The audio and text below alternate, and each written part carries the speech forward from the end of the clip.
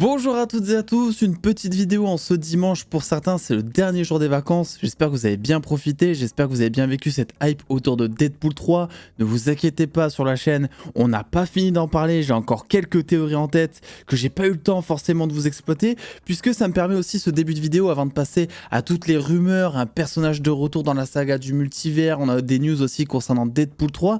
Ça me permet de vous parler un peu de ce qui arrive. On a pas mal taffé en off ces derniers temps, avec notamment la spoiler room qui arrive dès ce mercredi à 21 h. Je serai en live avec Jordan, Kevin et Deviant et on reviendra ensemble sur le meilleur mais aussi le pire, les rumeurs, les théories de l'actu du MCU actuellement et de DC. Je pense qu'il y aura quand même un gros chapitre sur Deadpool forcément et un petit peu sur X-Men 97 parce que c'est vrai que j'ai pas eu l'occasion de vous en parler encore en vidéo. On reviendra dessus en fin de saison et ça me permettra de véhiculer un peu ma hype. Regardez cette série d'animation par pitié, mais aussi ce n'est pas tout, puisque si vous avez un petit peu suivi sur l'onglet communauté de la chaîne, eh bien une nouvelle chaîne a été créée, les dossiers séries. Vous avez déjà une critique de Knuckles, une critique de Dead Boy Detective, donc la nouvelle série d'ici qui est sortie sur Netflix dans le même univers que The Sandman, et je vous dis un petit peu, la prochaine vidéo, ce sera une grosse vidéo théorie autour de Stranger Things, la prochaine saison.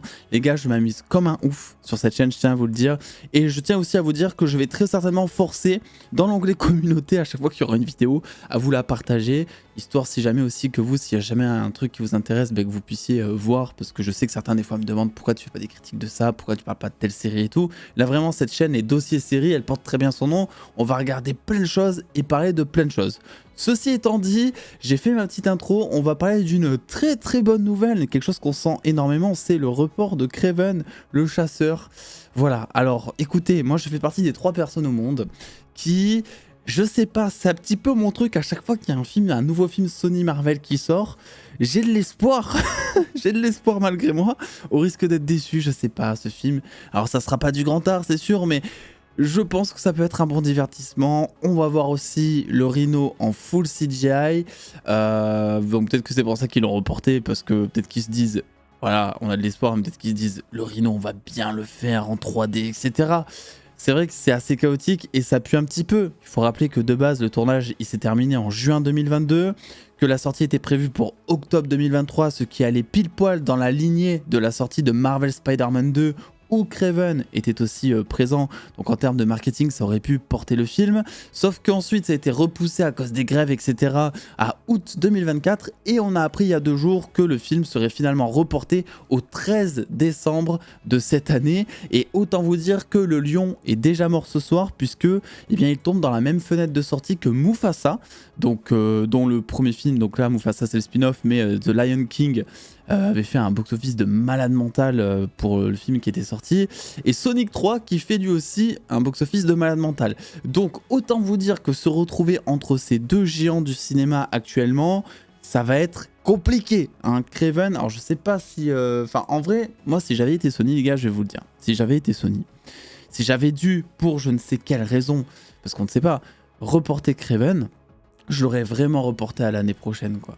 Parce que oui, dans tous les cas, le signal aurait été de dire ça pue parce que c'est reporté à l'année prochaine, mais dans tous les cas, le signal il est déjà là, quoi. Ça pue. Dans tous les cas, tu reportes ça déjà même de 1 mois, ça pue. Donc là, c'est reporté au 13 décembre, ça pue déjà. En sachant que de base, il y a des gens, la plupart des gens n'ont pas beaucoup d'espoir sur ce film aussi. Là, autant vous dire qu'il envoie direct au casse-pipe. Et je me demande si c'est pas ce qu'ils cherchent au final, parce que vu ce qu'a fait Madame Web comme score, ils peuvent très bien se dire que cet univers finalement ils l'envoient au casse-pipe et puis ils vont tourner contre Spider-Man. Voilà, je sais pas ce qu'ils comptent faire, ce qu'ils vont faire, je sais pas comment ils réfléchissent. Ils nous ont montré qu'en termes de marketing, ils étaient très forts, jusqu'à faire de la publicité mensongère dans le trailer de Morbius. Oui, je n'ai toujours pas digéré ça. Donc là, j'ai l'impression que c'est totalement à la ramasse. On verra ce qu'il en est. Bref, Kraven, ce sera à retrouver le 13 décembre, ce qui veut dire que cet été, il n'y aura finalement plus que Deadpool 3 qui sortira en film Marvel.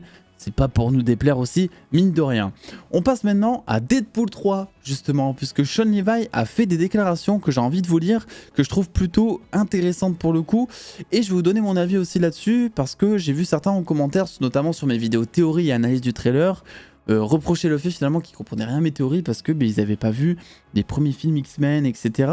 Et Sean Levy est revenu là-dessus pour rassurer et a dit tout bonnement, je vais vous dire sa déclaration: j'étais un bon élève à l'école, je faisais mes devoirs en tant qu'adulte, mais je ne cherche absolument pas à faire mes devoirs quand je vais au cinéma. J'ai vraiment fait ce film, en parlant de Deadpool 3, avec certainement un respect et une gratitude saine envers la base de fans enragés qui maîtrisent parfaitement la mythologie et les traditions de ces personnages et de ce monde.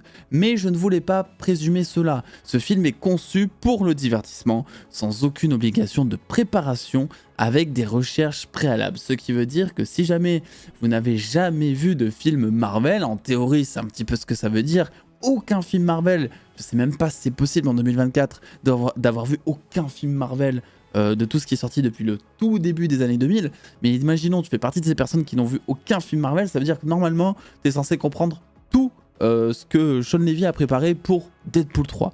Même le côté multivers, même le côté variant, même le côté tout ça, c'est plutôt intéressant, mais je dois dire que c'est quand même trop idyllique selon moi. Pour moi c'est surtout ça du marketing, aussi la bonne conscience. Je pense que clairement si t'as pas vu de film Marvel, je pense très bien que tu peux, je pense que tu peux regarder Deadpool 3, après on va pas se le cacher, c'est quand même préférable d'avoir tout vu, et quand je dis tout vu, c'est notamment les films X-Men qui sont sortis avant, les 2 premiers films Deadpool, et si possible Loki. Tu vois, je pense que si t'as vu ça, t'es paré pour le film en vrai de vrai, parce que bon, t'as quand même tous les variants, tous les personnages, certains caméos. Tu vois, évidemment que tu vas comprendre que, je sais pas, si jamais Azazel, voilà, si jamais Azazel se ramène dans le film, comme c'est le cas, évidemment que tu vas comprendre que c'est un mutant, etc., et que t'as pas besoin de connaître Azazel. Pour ce qu'il apparaît en plus dans les films live action, c'est pas non plus un truc de ouf. Mais quand bien même, c'est préférable parce qu'au moins, tu pourras avoir cette satisfaction et ce plaisir. C'est comme tout, voilà, c'est comme, c'est le fanservice en fait. C'est préférable de connaître un petit peu le reste pour apprécier le film. Mais je suis assez curieux de savoir comment est-ce qu'il va faire pour expliquer ce que Loki a mis 2 saisons à nous expliquer avec tous les trucs de Nexus, les trucs de variants, les trucs de timeline, la sacrée timeline, la timeline sacrée, je sais plus comment on dit en français, désolé, mais voilà, le flux temporel sacré, c'est ça. Le TVA, tu vois, même si le TVA, je pense que c'est assez facile de l'expliquer aussi, mine de rien. Et bref, ça a l'air d'être un truc assez complexe, mine de rien, à exploiter. Donc j'ai hâte, je suis assez curieux de voir ça, et on va voir si Sean Levy était plus dans la communication ici, ou plus dans le vrai, justement. Vous pourrez emmener votre grand-mère voir Deadpool 3, ça sera incroyable. On passe ensuite maintenant à une rumeur autour de Avengers 5, anciennement Kang Dynasty, qui ne s'appellera plus Kang Dynasty évidemment. La première qui nous vient de Daniel Richman, et toutes les rumeurs nous viennent de Daniel Richman ici, c'est que les 4 Fantastiques ne seront pas présents dans Avengers 5. Les 4 Fantastiques donc qui est prévu pour le 23 juillet 2025. Et par contre on sait que Doctor Strange serait dans Avengers 5. Ce qui est plutôt intéressant, puisque la dernière fois qu'on a vu Doctor Strange, il partait dans la dimension noire avec Léa, ce qui veut dire que si jamais Doctor Strange est dans Avengers 5, on aura potentiellement des réponses par rapport à ce qui s'est passé, mais en même temps, ça pourrait skip une partie de l'histoire. Parce que c'est vrai que Doctor Strange 3, du coup, pour l'instant, il n'en est pas question, alors probablement que ça arrivera un jour, mais pour l'instant, Doctor Strange 3, on n'en a pas parlé.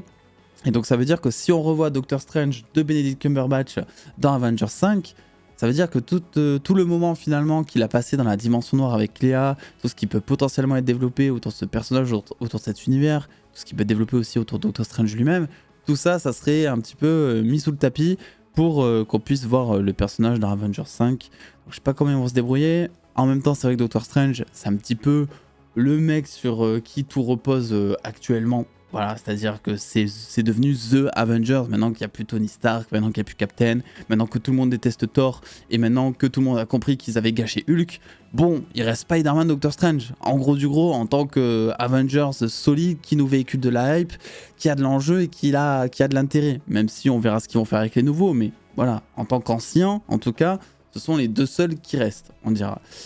Et Daniel Richman nous dit aussi que, justement, tous, certains personnages nouvellement introduits dans le MCU ne seront pas dans Avengers 5, et que, à l'image du premier film, on serait donc de retour avec un film Avengers 5 qui aurait donc une équipe de personnages avec justement peu de personnages.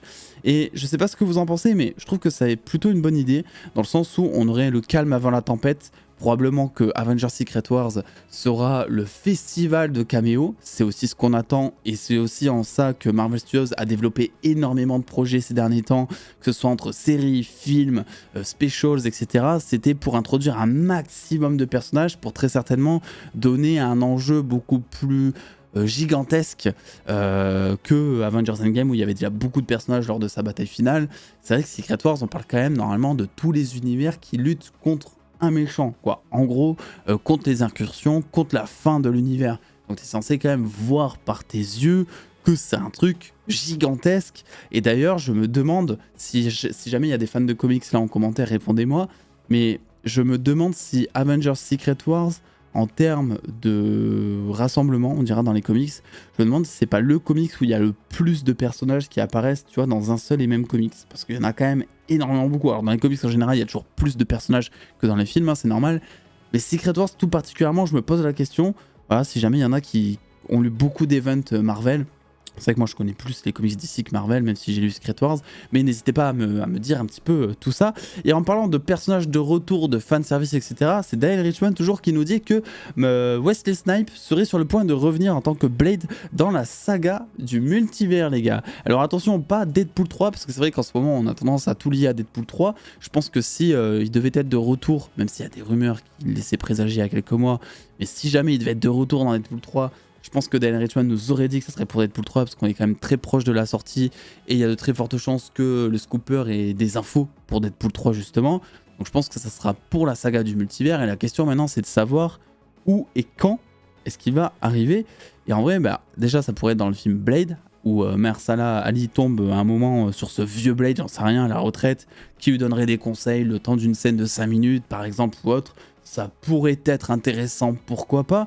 Ça pourrait aussi découler de la partie surnaturelle du MCU avec notamment toute la série Agatha qui arrive ou même le personnage d'Elsa Bluestone de Werewolf by Night par exemple. Il y a aussi toute une question autour des Midnight Suns puisque c'est vrai qu'il y a maintenant depuis quelques temps on parle beaucoup d'un film autour des Midnight Suns avec notamment un retour ou l'arrivée d'un nouveau ou de l'ancien Ghost Rider par exemple, Blade pourquoi pas. Donc là, tu peux faire venir aussi Wesley Snipes en tant que vieux Blade, par exemple, qui passe le flambeau, etc. Et moi, je me dis, parce que c'est vrai que Blade, c'est pas un personnage de base qui m'attire de ouf. Wesley Snipes, c'est pas un personnage qui me parle énormément. Enfin, un acteur qui me parle énormément, mine de rien, même si ça reste quand même une figure emblématique de la première ère Marvel, mine de rien. Ce qui m'intéresserait le plus, si jamais il doit revenir, alors après, il peut revenir sous forme de variant, en mode multivers, etc. Ça, voilà, tout est possible, vous le savez.